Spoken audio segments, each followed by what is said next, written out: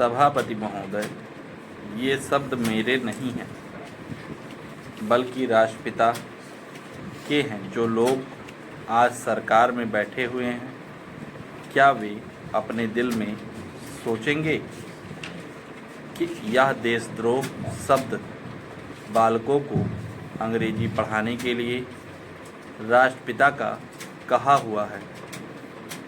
आज 54 वर्ष देश को स्वतंत्र हुए हो गए हैं, लेकिन राष्ट्रपिता की इस बात पर आज तक ध्यान नहीं दिया गया है। अंग्रेजी भाषा को पढ़ाना क्यों बंद नहीं किया गया और उसको दैनिक कार्यों में क्यों प्रयोग में लाया जाता है। मैं इस बात को कई बार इस सदन में कह चुका हूँ और मैंने इस विधान परिषद की नियमावली में 1 वर्ष पहले एक संशोधन भी रखा था, लेकिन मेरा दुर्भाग्य है कि वह संशोधन वर्ष भर से इस सदन में प्रस्तुत नहीं हो सका। मेरी अपनी राय है कि कम से कम दैनिक कार्यों के लिए यदि सरकार अंग्रेजी भाषा पर बंधन लगा दे तो बहुत अच्छा हो, और जो यह अनुशासनहीनता है वह भी समाप्त हो जाए। सभापति महोदय, जैसा कि मेरे मित्र ने कहा,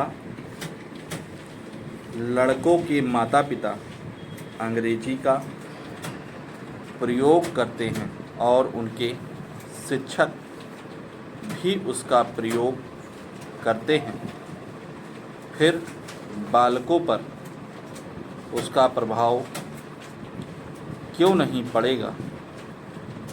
मैं उनसे सहमत हूँ कि बालकों में नकल करने की आदत होती है। जैसा वे अपने बड़ों को करते देखते हैं, वैसा ही वे करते हैं। अगर हम कोई बुरा काम करेंगे तो उसका प्रभाव बालकों पर अवश्य पड़ेगा। आप देखेंगे कि जिस मनोवृत्ति के माता पिता और शिक्षक होते हैं, उसी प्रकार के बालक भी होते हैं। हम दूसरों को तो परामर्श दे देते हैं, लेकिन स्वयं उस पर अनुपालन नहीं करते।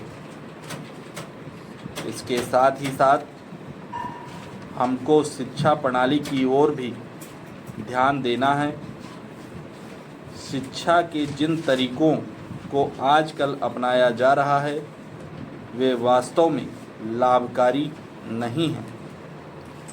सरकार की ओर से इस प्रकार का आदेश होना चाहिए कि 14 वर्ष तक बालकों को अपनी मातृभाषा में ही शिक्षा दी जाएगी और दैनिक कार्यों में भी अंग्रेजी का प्रयोग नहीं होगा। इस प्रस्ताव में अनेक महत्वपूर्ण बातों की ओर ध्यान दिलाया गया है।